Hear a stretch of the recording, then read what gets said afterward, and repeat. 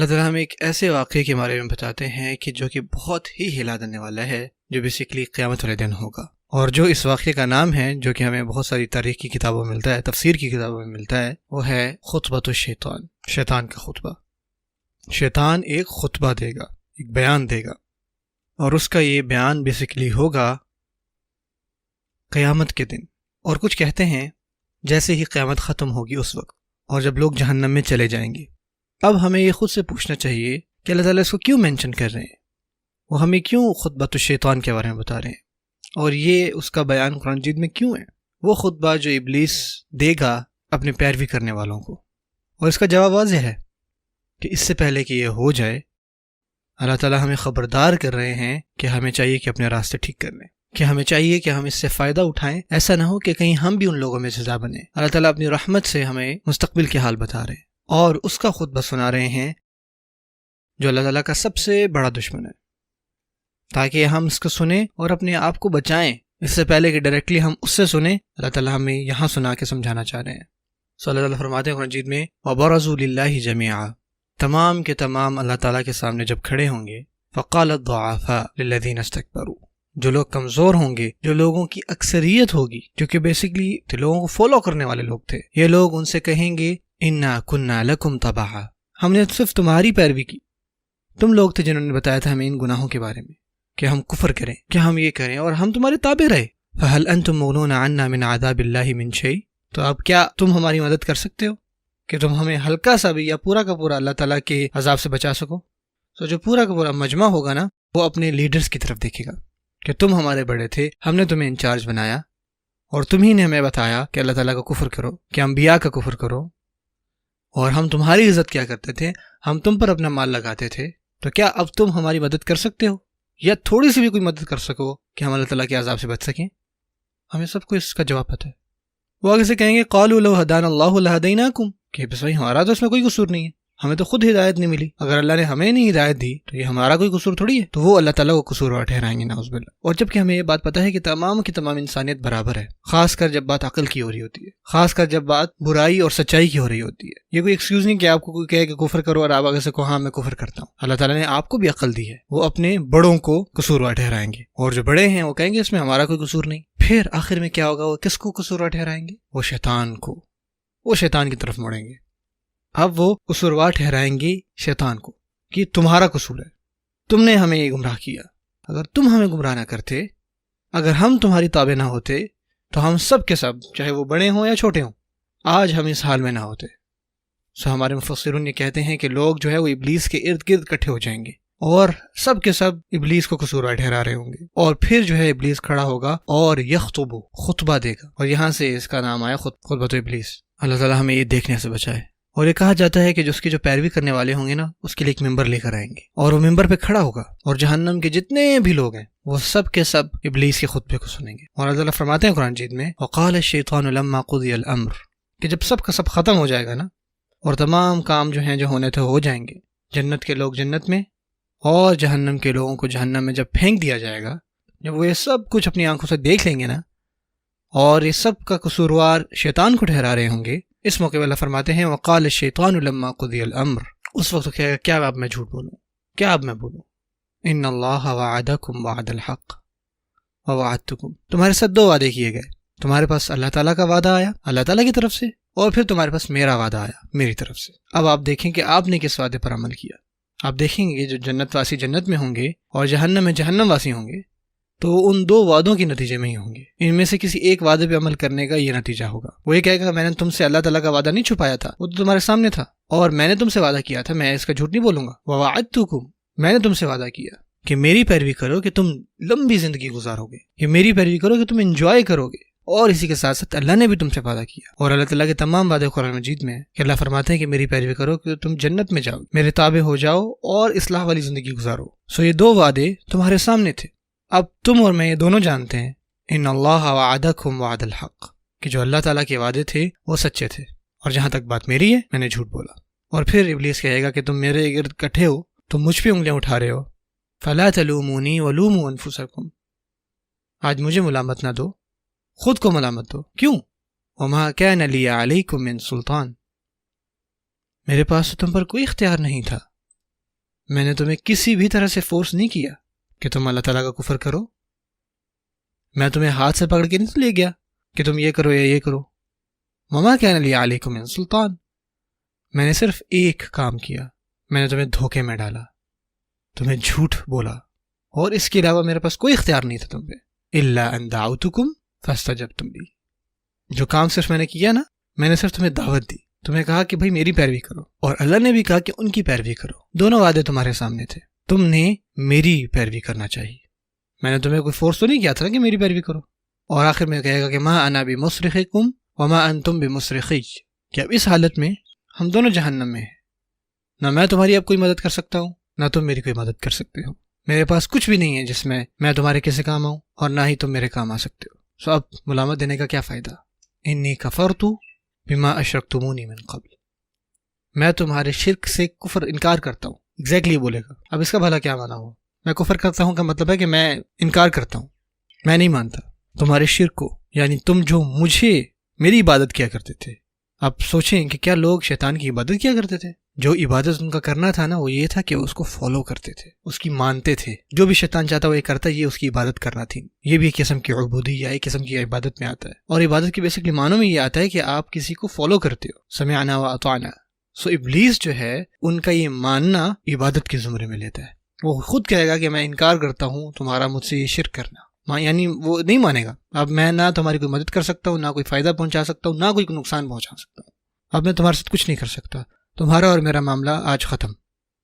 تم اپنے راہ، میں اپنے راہ، اپنے حالوں پر جاؤ. کہ کوئی شک نہیں، جو ظالمین ہیں، جو گنہگار ہیں، اس دن نعوذ باللہ بہت ہی دردناک عذاب دیکھیں گے. اللہم لا تجعلنا منهم. ابن القیم لکھتے ہیں ان کی کتاب شفاء العلیل میں، لوگ یہ کہتے ہیں کہ ابلیس کی تخلیق کے پیچھے اللہ تعالیٰ کی کیا حکمت ہے؟ کیا حکمت ہے کہ اللہ تعالیٰ نے ابلیس کو پیدا کیا؟ وہ یہ اپنی کتاب میں لکھتے ہیں کہ اللہ تعالیٰ کی یہ رحمت ہے کہ اللہ تعالیٰ نے ایک پرسنالٹی میں برائی رکھی، ایک اینٹیٹی میں. اور اگر اللہ تعالیٰ چاہتے تو اللہ تعالیٰ کسی ایک ہستی میں یہ چیز نہ رکھتے. جبکہ اب ہمیں یہ پتہ لگ گیا ہے کہ اس ہستی میں یہ برائیاں ہیں، تو اس سے آپ مزید تیار ہو جاتے ہو. آپ کو یہ پتہ ہوتا ہے کہ آپ نے لڑنا کس سے. اللہ فرماتا ہے ان الشیطان لکم عدو، کہ شیطان جو ہے کوئی شک نہیں تمہارا دشمن ہے. فاتخذوہ عدوا، تو تم اس کو اپنا دشمن لو. اور اسی طرح بہت زیادہ حکمت ہے ہمارے والد اور ابلیس کے قصے میں، کہ اللہ تعالیٰ ہمیں بتاتے ہیں کہ کس طرح شیطان نے، کہ ابلیس کس طرح چاہتا تھا کہ وہ آدم علیہ السلام کو گمراہ کرے. اب آپ سوچیں کہ آپ کی اگر کوئی خاندان کو کوئی تکلیف پہنچائے تو آپ کو غصہ نہیں آئے گا؟ کوئی بھی اگر آپ کا خاندان کا مذاق اڑائے، کوئی بھی آپ کے والد کو یا والدہ کو تکلیف پہنچائے، جب وہ پوری کی پوری ہستی جو ابلیس کی ہے اس نے ہمارے والد کو تکلیف پہنچائی، تو یہ کیسے ہو سکتا ہے کہ ہم اس سے نفرت نہ کریں؟ کیسے ہو سکتا ہے کہ ہم اس سے اپنے راستے الگ نہ کریں؟ ہمارے والد شیطان کی وجہ سے آدم علیہ السلام جنت سے نکالے گئے. کس طرح ہمارے اندر اس کے لیے دشمنی نہ ہو؟ یہ اللہ تعالیٰ کی حکمت ہے کہ وہ شیطان آج بھی زندہ ہے. وہی سیم ابلیس، اس کی نسلیں نہیں، وہ جو ابلیس تھا سیم جس نے یہ سب کیا، وہ ہمارا دشمن. تو ہمیں بڑا دھیان رکھنا ہے کہ ہم کہیں اس کو اپنا دوست نہیں بنا رہے. اس طرح اللہ تعالیٰ جو ہے قرآن مجید میں کتنی دفعہ جو ہے آدم علیہ السلام اور ابلیس کا قصہ لاتے ہیں، کتنی ساری آیتوں میں آیا ہے. اور ہمیں یہ سوچنا ہے کہ یہ کیوں آیا ہے. آدم علیہ السلام کا قصہ اتنی دفعہ کیوں مینشن ہے قرآن مجید میں، کہ کس طرح ابلیس نے جو ہے آدم علیہ السلام کو گمراہ کیا. یہ سارا قصہ کیوں بار بار آتا ہے؟ کیونکہ اللہ تعالیٰ چاہتے ہیں کہ وہ ہمیں بتائیں کہ ابلیس کون ہے، اس کی حقیقت کیا ہے، کہ کس طرح انہوں نے ہمارے والد آدم علیہ السلام کے سامنے جھوٹ بولا. کس طرح اس نے جھوٹ بولا کہ جب اس نے یہ کہا کہ اللہ نے تمہیں صرف اس وجہ سے منع کیا ہے اس درخت سے کھانے سے کیونکہ تم جو ہے اس کو کھانے کے بعد ہمیشہ زندہ رہو گے، کہ اگر تم نے اس درخت سے کھا لیا تو ہمیشہ زندہ رہو گے. کتنا بڑا جھوٹ بولا اس نے. آدم علیہ السلام کو گمراہ کیا، اور ہمارے والد آدم علیہ السلام اس کی باتوں میں آ گئے. شیطان نے ان کو گمراہ کیا، جیسے ہم گمراہ ہو جاتے ہیں جب شیطان ہم پر حاوی ہوتا ہے. تو پھر ابلیس نے کہا کیا بات ہے، اللہ نے بھی وعدہ کیا اور میں نے تم سے وعدہ کیا، تم نے تو میرے وعدے پہ عمل کیا. اور انہی میں سے ایک آیت میں اللہ تعالیٰ کیا فرماتے ہیں، جب شیطان کو اللہ تعالیٰ نے نکال دیا نا، شیطان نے اللہ تعالیٰ سے کہا قال فبما اغويتني لاقعدن لهم صراطك المستقيم. سو ابلیس کہتا ہے اے رب، ابلیس کہہ رہا ہے. کہتے ہیں کتنی عجیب بات ہے کہ حتیٰ کہ ابلیس بھی مانتا ہے کہ اللہ تعالیٰ اس کے رب ہے، جبکہ وہ یہ انسانیت کو گمراہ کرتا ہے کہ تمہارا کوئی رب نہیں ہے. سوچیں کتنی عجیب بات. ابلیس خود یہ بات ایکنالج کرتا ہے کہ اس کا رب جو ہے وہ اللہ ہے، اور وہ اللہ تعالیٰ سے یہ دعا کر رہا ہے ربی، میرے رب، جبکہ وہ کوئی بیوقوف نہیں ہے، پاگل نہیں ہے.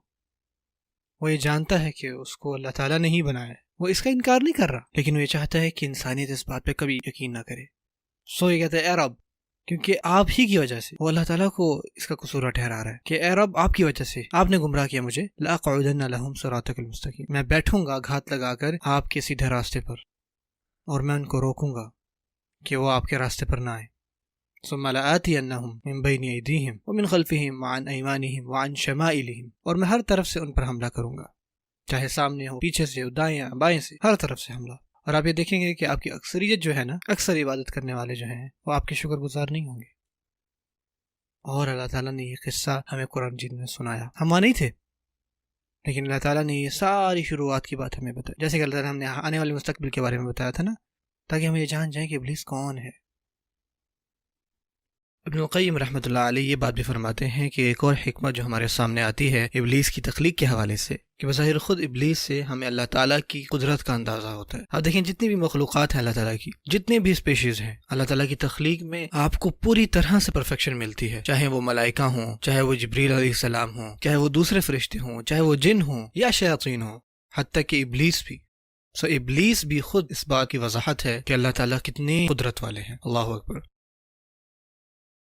اور ہم یہ بات بھی سیکھتے ہیں کہ جتنی بھی اللہ تعالیٰ کی مخلوق ہے وہ سب کی سب اللہ تعالیٰ ہی پر ڈیپینڈنٹ ہے. ہو سکتا ہے کہ ایک مخلوق دوسری مخلوق پر حملہ کر سکتی ہے، لیکن جب اس مخلوق کا کوئی خالق ہے نا، جب وہ واپس اللہ تعالیٰ کی طرف لوٹتی ہے تو پھر ساری کی ساری قدرت جو ہے وہ اللہ تعالیٰ کے پاس ہے. سو ابلیس کو بنانے کے پیچھے جو حکمت ہے، اس سے اس بات کی بھی وضاحت ہوتی ہے کہ کس طرح ہم اللہ تعالیٰ کی طرف لوٹتے ہیں اپنی حفاظت کے لیے، کیونکہ ہم یہ بات جان چکے ہیں کہ ہم اپنے آپ کی حفاظت نہیں کر سکتے اللہ تعالیٰ کی مدد کے بغیر. ایک اور بات جو میں آپ سے شیئر کرنا چاہتا ہوں کہ ابلیس اور شیطان میں کیا فرق ہے. سو جو لفظ شیطان ہے نا، اس کے معنی بہت وسیع ہیں، اور شیطان کا جو روٹ ورڈ ہے وہ ہے شیطانہ، اور شیطانہ کا معنی یہ ہے کہ وہ ساری چیزیں جو آپ کو گمراہی کی طرف لے کر جا رہی ہوں. سو شیطان وہ کوئی بھی ہستی ہو سکتی ہے جو آپ کو گمراہی کے راستے پہ لے جائے، کوئی بھی ایسی ہستی جو کہ کوئی لیڈر بن جائے، برائی کا لیڈر، یا کوئی بھی ایسی ہستی جو دوسروں کو بلا رہا ہو کہ یہ برے کام کرو، اس کو صراط مستقیم سے ہٹا رہا ہو. اور قرآن مجید میں ہم یہ چیز بھی سیکھتے ہیں کہ شیاطین جو لفظ ہے وہ صرف اللہ تعالیٰ نے جنات کے لیے استعمال نہیں کیا، بلکہ آپ کو ملتا ہے کہ انسانوں میں بھی شیاطین ہیں، مردوں میں بھی شیاطین اور جنوں میں بھی شیاطین. سو جو ٹرم شیطان ہے نا، وہ دونوں پہ اپلائی ہو سکتے، انسانوں پہ بھی اور جنوں پہ بھی، لیکن جو اکثریت ہے شیاطین کی وہ جنوں میں سے ہوتی ہے.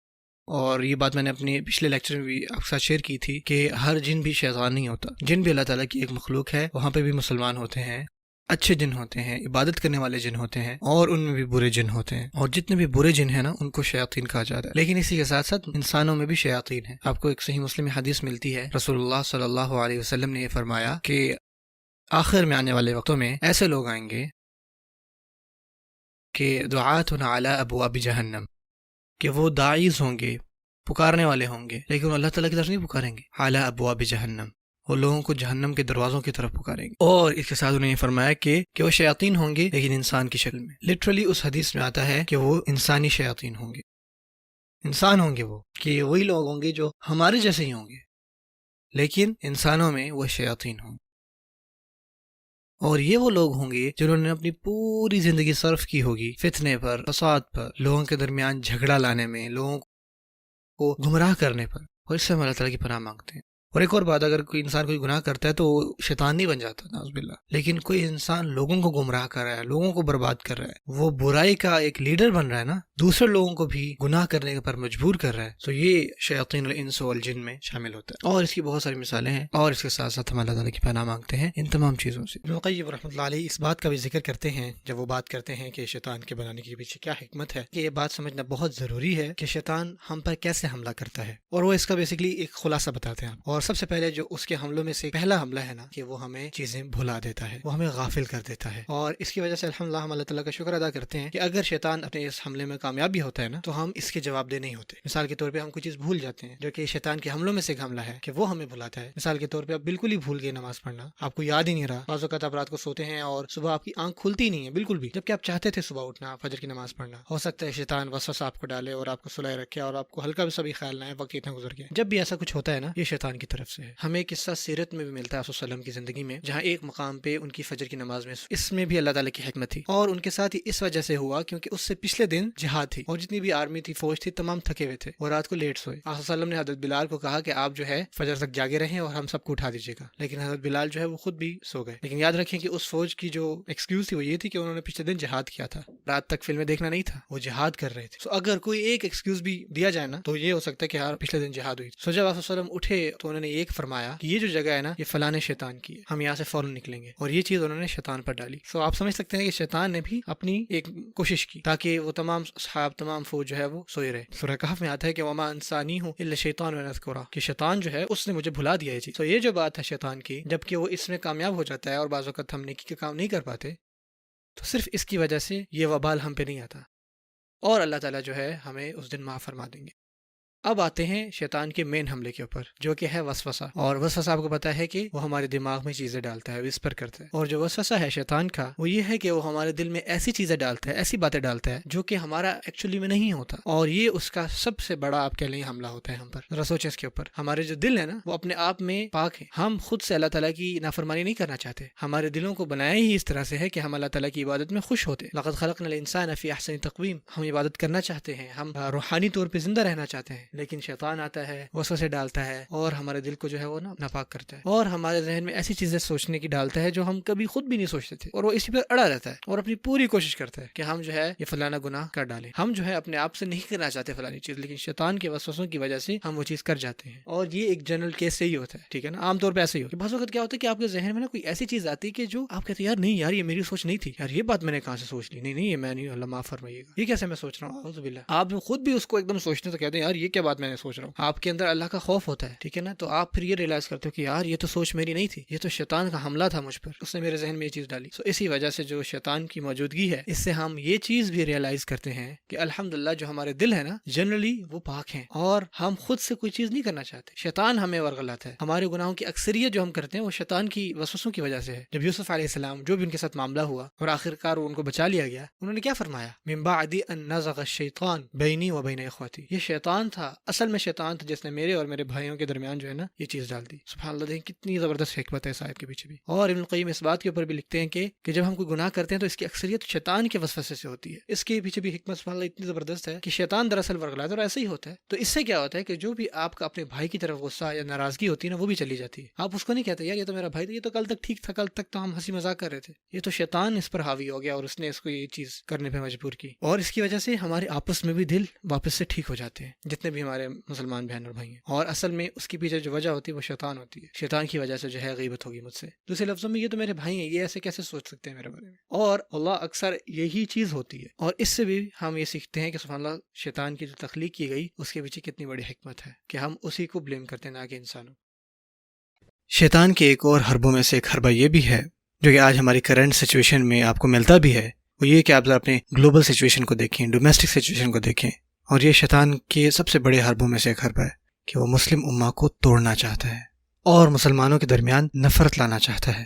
ان الشیطان ینزغ بینہم، شیطان چاہتا ہے کہ وہ ان کو توڑ دے، شیطان چاہتا ہے کہ ان کے اندر کوئی اتحاد نہ ہو۔ آپ صلی اللہ علیہ وسلم نے فرمایا اتحاد اللہ تعالیٰ کی طرف سے ہے، اور فرقہ جسے ہم فرقہ کہتے ہیں یا اختلاف شیطان کی طرف سے ہے۔ اللہ تعالیٰ مؤلف القلوب ہیں، لوگوں کے دلوں کو جوڑنے والے، متحد اور اتحاد اللہ تعالیٰ کی طرف سے ہے، اور یہ شیطان ہے جو لوگوں کو توڑتا ہے، اور یہ اس کے سب سے بڑے حربوں میں سے ایک حرب ہے۔ جیسے کہ رسول اللہ صلی اللہ علیہ وسلم نے فرمایا کہ جب کوئی بھیڑیا کسی پر حملہ کرتا ہے نا تو وہ سب سے اکیلے بھیڑ پر حملہ کرتا ہے، جب وہ دیکھے نا کہ یہاں پہ بہت سارے بھیڑ ہیں تو وہاں پہ حملہ نہیں کرتا، اور اس کی تمثیل ہے ہماری کہ جب ہم الگ الگ ہو جاتے ہیں نا مسلمان امت ٹوٹ جاتی ہے، جو کہ آج آپ دیکھیں ہماری آلموسٹ یہی سچویشن ہے۔ میں نہیں چاہتا کہ زیادہ ہم سیاست کے بارے میں بات کریں، لیکن آپ سب کو پتہ ہے کہ ہماری کیا حالت ہے پوری دنیا میں، والعیاذ باللہ واللہ المستعان۔ ہم میں کتنا زیادہ تفرقہ ہے، چاہے یہاں مسلمان ہوں باہر مسلمان ہوں، ہم نے اپنے ذہنوں میں ایک دیواریں بنائی ہوئی ایک دوسرے کے خلاف، اور کہیں تو لڑائیاں چل رہی ہیں، جنگیں چل رہی ہیں، اور اصل میں کیا ہے کہ ہر کسی کے پیچھے شیطان لگا ہوا ہے۔ اللہ تعالیٰ لوگوں کو جوڑنا چاہتے ہیں لیکن شیطان چاہتا ہے کہ لوگ کبھی نہ جڑیں، اور یہ بات ہمیں یاد رکھنی چاہیے بہنوں اور بھائیو، اِنَّ کَیْدَ الشَّیْطَانِ کَانَ ضَعِیفًا، کہ کوئی شک نہیں کہ شیطان کی جتنے بھی حربے ہیں وہ بہت ہی زیادہ کمزور ہیں۔ قرآن اور سنت ہمیں کیا سکھاتی ہیں کہ ہم کس طرح سے اس سے بچ سکتے ہیں، اس شیطانی حربے سے۔ بہت مختصراً انشاءاللہ بتاؤں گا، بہت ہی آسان طریقے جس سے ہم اپنے آپ کو ان حملوں سے بچا سکتے ہیں شیطان کے۔ ان میں سے سب سے ضروری یہ ہے ہمارے دلوں میں اخلاص کے اوپر کام کریں، ہمارے دلوں میں سنسیریٹی ہو، اور یہ اپنے آپ میں ہی بہت ہی زیادہ افیکٹو ہے۔ جب ہمارے دل میں اخلاص ہوگا نا، جب ہمارے دل میں سنسیریٹی ہوگی. اور ہم اپنی اس سنسیریٹی کو کیسے بڑھا سکتے ہیں؟ ہم بڑھا سکتے ہیں کہ ہم اپنی عبادت کے کاموں کو بڑھائیں جب ہمیں کوئی آنکھ نہ دیکھ رہی ہو. ہم اکیلے میں قرآن پڑھیں، اکیلے میں نفلی عبادت کریں، اکیلے میں صدقہ دیں جہاں ہمیں اللہ تعالیٰ کے علاوہ کوئی اور نہ دیکھنے والا ہو. اور قرآن مجید میں خود اللہ تعالیٰ کیا فرماتے ہیں شیطان کے بارے میں کہ وہ یہ کہتا ہے کہ وَلَأُغْوِيَنَّهُمْ أَجْمَعِينَ، میں سارے کے ساروں کو گمراہ کروں گا، إِلَّا عِبَادَكَ مِنْهُمُ الْمُخْلَصِينَ، سوائے تیرے ان بندوں کے جن کے اندر اخلاص ہوگا. تو یہ شیطان خود ایڈمٹ کر رہا ہے کہ ایک ایسا بھی گروہ ہے جن کے اوپر میرا کوئی اختیار نہیں چلتا، اور یہ وہ لوگ ہیں جن کے اندر اخلاص ہے. ایک اور طریقہ جس سے ہم اپنے آپ کو بچا سکتے ہیں ان شیطانی حملوں سے، وہ ہے کثرت الذکر اور کثرت الاستعاذہ. ہمیشہ سے ذکر کرتے رہنا اور ہمیشہ سے اللہ تعالیٰ کی پناہ مانگتے رہنا شیطان سے. اللہ تعالیٰ فرماتے ہیں قرآن مجید میں، جب بھی آپ کو محسوس ہو کہ یہ سوچ میری نہیں، یہ شیطان کا وسوسہ ہو سکتا ہے، جب بھی آپ کو یہ احساس ہو، فاستعذ باللہ انہ هو السمیع العلیم، اللہ تعالیٰ کی پناہ مانگیں کہ کوئی شک نہیں کہ اللہ تعالیٰ ہر چیز سننے والے اور ہر چیز جاننے والے ہیں. اور کثرت الذکر، جب بھی آپ واش روم جائیں اعوذ باللہ پڑھ کے جائیں، جب بھی ہم گھر میں داخل ہوں بسم اللہ پڑھ کے داخل ہوں، جب بھی کچھ ہو ہم اللہ تعالیٰ کا نام مینشن کریں. جب بھی کہیں بھی اللہ تعالیٰ کا نام لیا جاتا ہے نا، تو اس سے جو شیطان کی انا ہے وہ بہت چھوٹی ہو جاتی ہے، اور وہاں سے شیطان بھاگ جاتا ہے. جہاں اللہ تعالیٰ کو مینشن کیا جائے، جہاں اذان دی جائے، جہاں قرآن پڑھا جائے، شیطان اس گھر سے بھاگ جاتا ہے. جیسے کہ رسول اللہ صلی اللہ علیہ وسلم نے فرمایا، شیطان اس گھر سے بھاگ جاتا ہے جس گھر میں سورۃ البقرہ پڑھی جاتی ہے. بہت سارا ذکر کرنا، اور یقیناً قرآن جی تو سب سے بہترین ذکر ہے. بہت ہی خوبصورت حدیث ہے سنن ترمذی میں کہ ایک عورت ایک اونٹ پر سوار تھی، اور جو اس کا اونٹ تھا ایک دم سے نیچے جھکا، اور عورت گرنے والی تھی. تو اس نے کہا کہ لعنت اللہ علی الشیطان، کہ شیطان پر لعنت ہو کہ اس نے یہ عمل کیا اور اس کی وجہ سے یہ اونٹ ایسے ہوا. تو اس کے بدلے میں رسول اللہ صلی اللہ علیہ وسلم نے یہ فرمایا کہ یہ نہ کہو. جب آپ یہ کہتے ہو، اس سے شیطان کی جو انا ہے نا وہ اتنی بڑی ہو جاتی ہے کہ وہ ایک گھر سے بھی بڑی ہو جاتی ہے. بلکہ اس کے بدلے میں صرف بسم اللہ پڑھو، اللہ کا نام لو. جب آپ اللہ تعالیٰ کا نام لیتے ہیں نا، تو شیطان جو ہے وہ ایک ذرے سے بھی چھوٹا ہو جاتا ہے. دلچسپ بات یہ ہے، شیطان کو بلیم کرنا، اس پہ الزام ٹھہرانا، اس نیچرل دنیا کے حوالے سے اللہ تعالیٰ کی پناہ لیے بغیر. یعنی مثال کے طور پہ یوسف علیہ السلام نے اپنا جب پچھلا قصہ سنایا، اور یہ قصہ اس وجہ سے سنایا تاکہ وہ اپنی بات اپنے بھائیوں کے دل تک پہنچائیں. یہ ٹھیک ہے کہ شیطان نے میرے اور میرے بھائیوں کے درمیان دشمنی کی، لیکن اب ہم ایک دوسرے سے نہیں لڑیں گے. یہ ایک بات ماضی کی ہوئی، اس میں جو شیطان کا افیکٹ تھا اب اس کو ختم کر رہے ہیں. لیکن اس واقعے میں وہ عورت جو ہے، وہ اس کی جو صفت ہے وہ نا شیطان کے ساتھ جوڑ رہی تھی کہ یہ شیطان نے کی ہے. تو شیطان کا اچھا دیکھو میں نے یہ کام کیا، یہ لوگ مجھے بلیم کر رہے ہیں، ٹھیک ہے میرے پاس اتنی پاور ہے. تو اس سے اس کی انا جو ہے وہ بڑھ جاتی ہے. یہ یوسف علیہ السلام کے قصے سے الگ ہے، کیونکہ یوسف علیہ السلام نے جو الزام ٹھہرایا شیطان پر، تو ساتھ میں یہ بھی کہا کہ اس کا اب ہم پر کوئی اختیار نہیں، اس کی وجہ سے ہم لڑے، اب ہم مزید نہیں لڑیں گے. ان دو باتوں کے درمیان بھی ہمیں یہ چیز سمجھنی ہے. اس کیس میں اس عورت نے الزام ٹھہرایا شیطان پر اور وہیں رک گئی. تو رسول اللہ صلی اللہ علیہ وسلم فرمایا کہ جب آپ شیطان کو اس طرح بلیم کرتے ہیں اور آپ اس کو خود پر حاوی کر لیتے ہیں، تو اس سے آپ اس کی جو انا ہے نا اس کو بڑھاتے ہیں. صرف بسم اللہ پڑھیں، اللہ کا نام پڑھیں، اس سے اس کی جو انا ہے نا وہ ذرے سے بھی چھوٹی ہو جائے گی. اگین جو دوسری بات تھی جو میں ذکر کر رہا تھا وہ یہی ہے کہ بہت زیادہ ذکر کریں. رسول اللہ صلی اللہ علیہ وسلم نے جیسے کہ فرمایا کہ ذکر جو ہے دراصل وہ حصن الحصین ہے، ایک بہت ہی محفوظ قلعہ ہے جو آپ کو شیطان کے حملوں سے بچاتا ہے. پہلی بات اخلاص لائیں اپنی زندگی میں، اپنی زندگی میں بہت ساری پرائیویٹ عبادت کریں. اور دوسرا ہر قسم کا ذکر کرنا، استعاذہ کرنا، دعا کرنا، قرآن پڑھنا، ہر قسم کا ذکر. اور آخری بات جو میں منشن کرنا چاہوں گا وہ یہی ہے کہ جو اچھی صحبت ہے نا اس کے ساتھ خود کو جوڑیں، اچھے لوگوں کے ساتھ اٹھے بیٹھیں. نیک اور اچھے لوگوں میں ہوں گے نا تو اس سے آپ سیدھے راہ پر رہیں گے.